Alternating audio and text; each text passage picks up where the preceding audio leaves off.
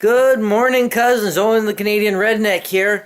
As you all know, we all have credit cards that either give us travel points or, other stuff. I happen to have one that lets me choose, from a catalog of gifts of stuff that I would probably never get for myself.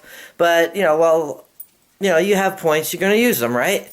So, I went and I chose something completely off the wall. And it came barely a week after I ordered it. And one of the reasons I ordered it is because it came with something else that I thought, oh, I can get that and this, and it's kind of like a 2-for-1 deal. So I'm going to show you what I got. So here it is.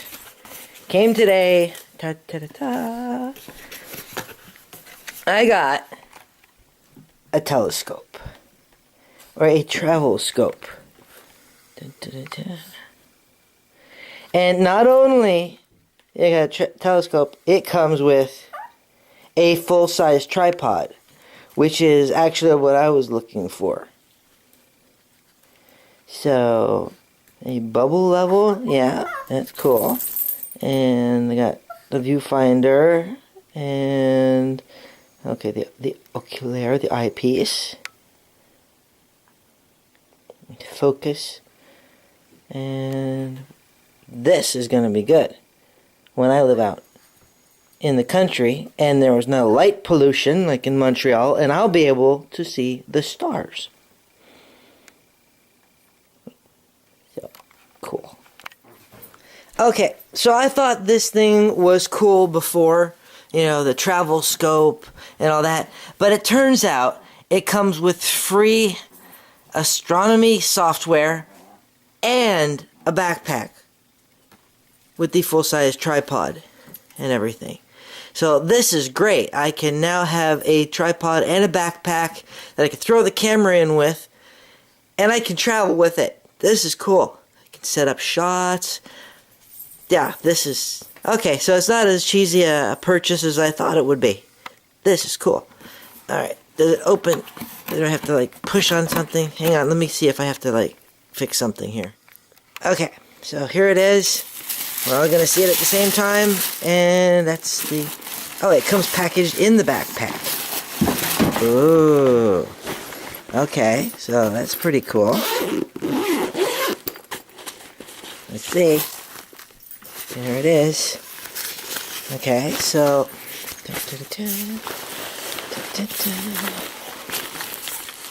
This is the literature that I, of course, will read, like any other instruction manual. This seems to be parts to the tripod. And this is the telescope. It's very light. But, here we go. Here we go. Look at this. A full-sized tripod.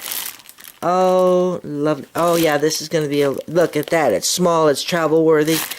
This is what was worth ordering the points for. A whole tripod.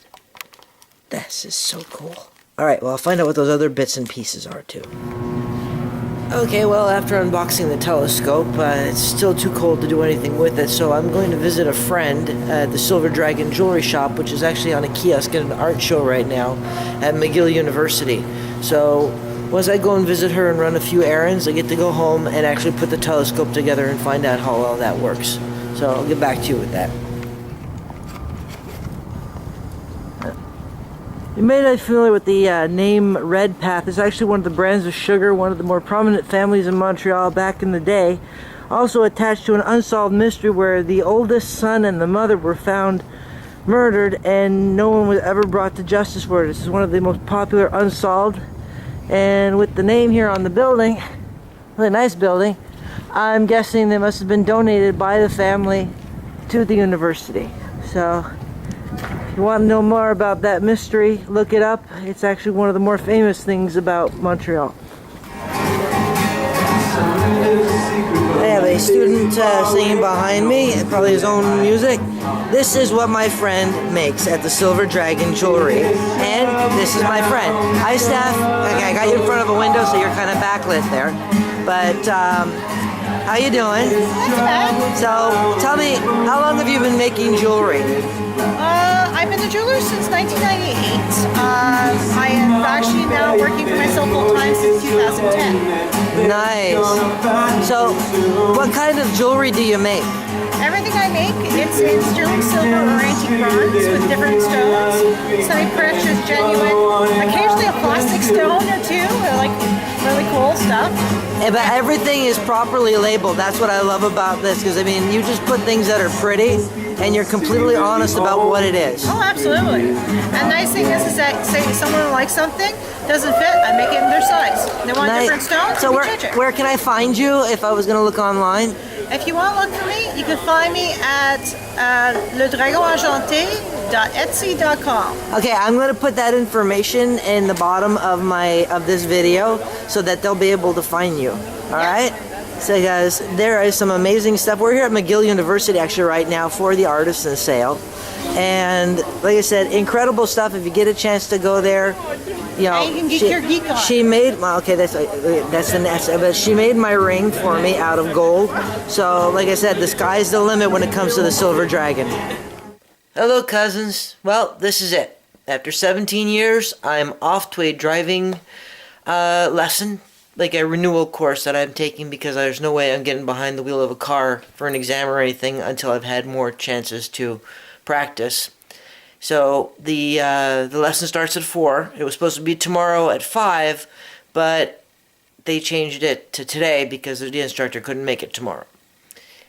And one of the things is, I had always said I'm never going to drive in winter, and I'm never going to drive in downtown Montreal, which just goes to show you never say never, because what's happening is I'm driving in downtown Montreal, and it snowed a lot yesterday, and they didn't call to cancel the lesson today. So I'll show you what it looks like outside.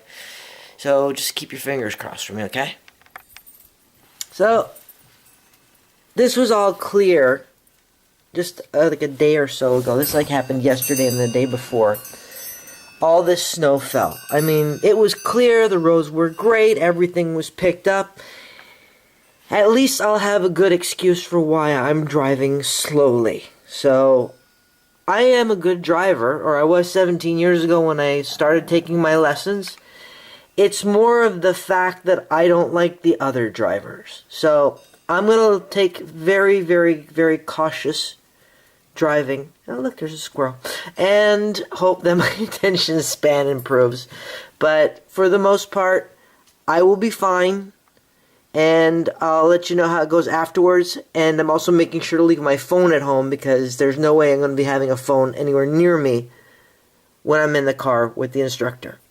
And lots of refresher videos. That's all I got to say. Bye. I made it out alive. The driving went very well on Saturday. This is actually Thursday, following the Saturday. The instructor was very surprised, said that my driving was, after not having driven in 17 years, I drove very well. It was smooth. He didn't get whiplash. We didn't have to put him in a neck brace afterwards. I just need to be more confident about driving, and he said with the few more hours of practice, he is not concerned about my ability to drive. Mirrors are a little weird, because in Montreal right now everything's covered in gray dirt and it all looks the same. There's no color differential between anything. And I did find out that driving in Montreal, I have to remember not to just use the force. Because I'm like, okay, I'm going that way. I know there are vehicles around me, and I look where I'm going places, but, it's just like, look out, here I come. I'll do better. When I'm behind the wheel, I'm completely serious. when I'm not, I'm still scared and I still get nervous, which is pretty good because that's a survival technique. So, until next time, let's all stay alive